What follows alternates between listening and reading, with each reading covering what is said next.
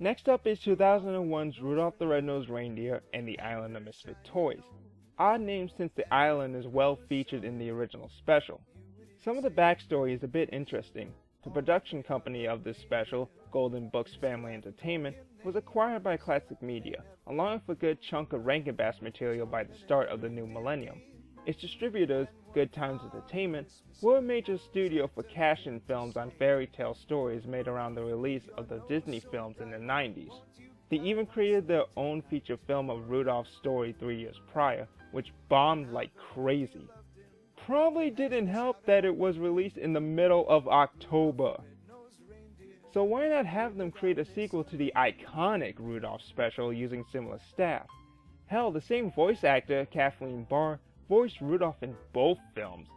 Want more on Good Times? Just go to Phalis and his Good Time related reviews, including this movie. It's bound to be better. And the 1998 Rudolph.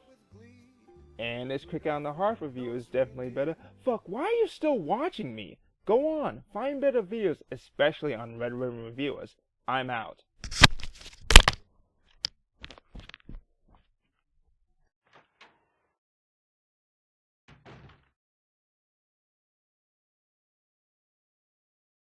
So how does this hold up compared to Rudolph's Shiny New Year?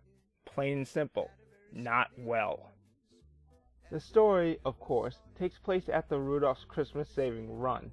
It's said to be several years, but it feels like the following.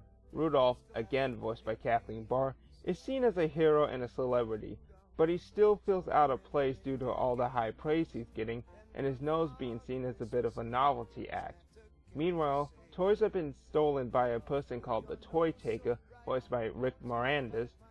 Once the fiend got to Santa's stack of toys for the year within a week before his Christmas run, Rudolph and friends head out to stop him. I really have no clue why this is called Rudolph and the Island of Misfit Toys, since they stopped there at the near end and near the beginning, since Hermie was called in there for an appointment with King Moonracer. Oh yeah, one point over the previous sequels is that characters like Hermie the Elf, Clarice, Yukon Cornelius, and Bumbles make an appearance in the film. Even though their voice actors change, either from retirement or a case of death, the new ones are so close to sounding like the original performances, Rudolph included, that it's hard to tell. Oh, is this your snowbank? Oh, popular? Actually, he's the most famous reindeer of them all. Famous? Why, he's a legend. The name's Yukon Cornelius, the greatest prospector in the North! But with such similarities in the voice acting, so are plenty of scenes in this film. The whole feeling like a novelty act and a celebrity thing with Rudolph is the same with him being an outcast. His relationship with Clarice feels like a bit of a step backwards from the end of the first special. It's obvious that they became a couple at the end of that one, even sharing a kiss, but it feels like they're just starting out again. And this is supposed to be several years later. It makes sense with Hermie becoming a professional dentist in Yukon with his emptied out peppermint mime. While I'm talking about Hermie becoming an actual dentist, they fucked up the original story. How so? Well, with having an academy of dentistry at the North Pole, since, you know, his whole point of being a misfit was being an elf that didn't want to make toys and to be a dentist. But no, academy of that shit at the North Pole along with the Tooth Fairy, and yet he's still the only dentist around. Going back to the previous point of repeating stuff from the original and being a misfit, two songs that play one after another are practically the same songs as they were in the original. Keep Your Chin Up is just We're a Couple of Misfits with different lyrics, and On the Island of Misfit Toys is similar to the part of the song playing while the trio of misfits first were on the Island of Misfit Toys in the original. Just from somber to upbeat and annoying. Just listen. Keep your chin up, keep your shoulders back, and face the world with pride. So what if we're both kinda loony? So what if we're both kinda toony? So what if we're both kinda spoony? We're not daffy and silly. Don't go round willy-nilly. We're just a little bit, just a little. We stand out from the rest. We may be different from the rest. On the island of Misfit Toys, oh! The island of Misfit Toys, toys, toys, toys, toys, toys, toys, toys. We're on the island of Misfit Toys. There's a train that can't roll down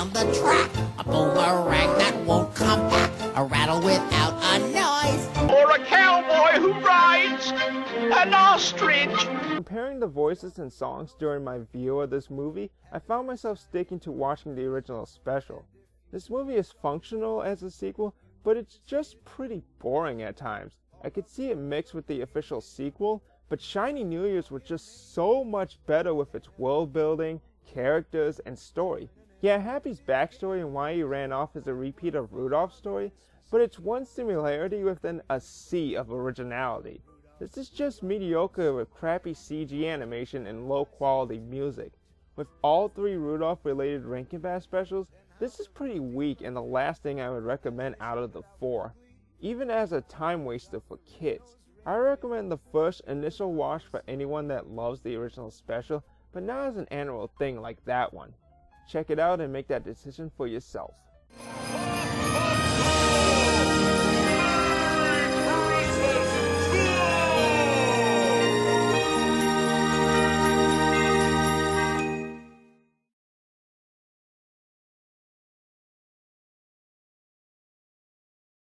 Hey, I'm not done yet. This year, Red Ribbon Reviews decided to promote a foundation called Gaia, or Global AIDS Interfaith Alliance.